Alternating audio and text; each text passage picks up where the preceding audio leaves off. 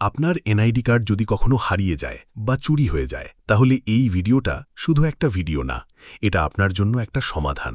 আমি শামীম মাহমুদ আপনাদের পাশে ছিলাম, আছি আর থাকব ইনশাআল্লাহ।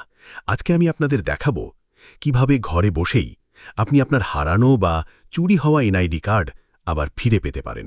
না বন্ধুরা, আপনাকে কোথাও যেতে হবে না, না কোনো লাইনে দাঁড়াতে হবে।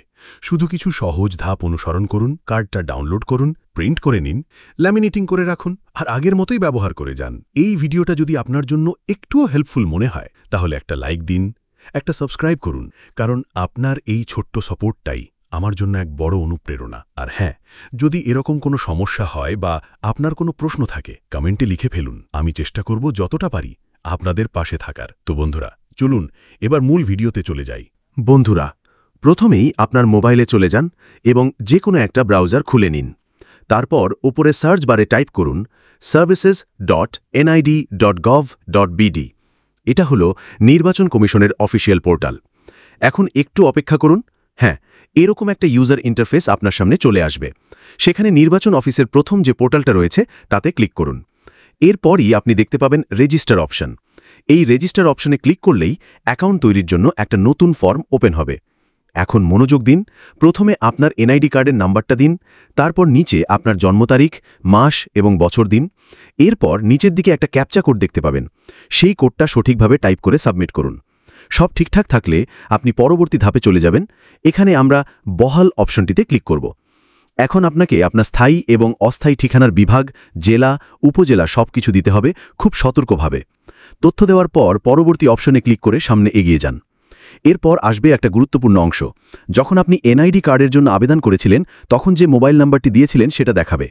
এখন প্রশ্ন করবে, আপনি কি পুরনো নম্বরে ওটিপি নিতে চান নাকি নতুন নাম্বার দিতে চান? আমি পুরনো নাম্বারে দিয়েছিলাম, তাই বার্তা পাঠান অপশনে ক্লিক করলাম।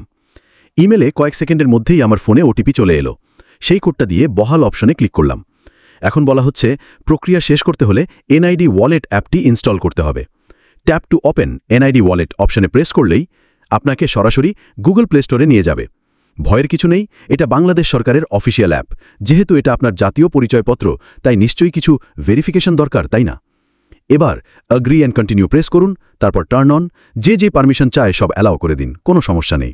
এরপর আবার ট্যাপ টু ওপেন এনআইডি ওয়ালেটে ক্লিক করে অ্যাপটিতে ফিরে আসুন। এখন আসবে ফেস স্ক্যান করার অংশ। স্টার্ট ফেস স্ক্যান অপশনে ক্লিক করুন। দয়া করে ফেস স্ক্যানের সময় সামনে, ডানে, বামে আস্তে আস্তে মুখ নাড়ান, আলো যেন ঠিকঠাক থাকে। সব ঠিকমতো হলে ওকে অপশনে প্রেস করুন। বন্ধুরা, 90% কাজ এখানে শেষ, আরেকটু বাকি। অবশেষে আপনার এনআইডি সম্পর্কিত সমস্ত তথ্য এখানে চলে আসবে। সিকিউরিটির কারণে আমি কিছু তথ্য ব্লার করে রেখেছি। এখন আপনি চাইলে পাসওয়ার্ড সেট করতে পারেন অথবা এড়িয়ে যেতে পারেন। আমি এখন এড়িয়ে যান বেছে নিচ্ছি। দেখতেই পাচ্ছেন আমার এনআইডির সমস্ত তথ্য আমার সামনে চলে এসেছে, তবে সিকিউরিটির জন্য আমি সেগুলো হাইড করে রেখেছি। তো এখন প্রশ্ন, এনআইডি ডাউনলোড করবেন কিভাবে? নিচের দিকে যান, ডাউনলোড নামে একটা অপশন পাবেন। সেখানে একবার ক্লিক করলেই আপনার এনআইডি পিডিএফ ফাইলটি ফোনে ডাউনলোড হয়ে যাবে, একদম সহজে।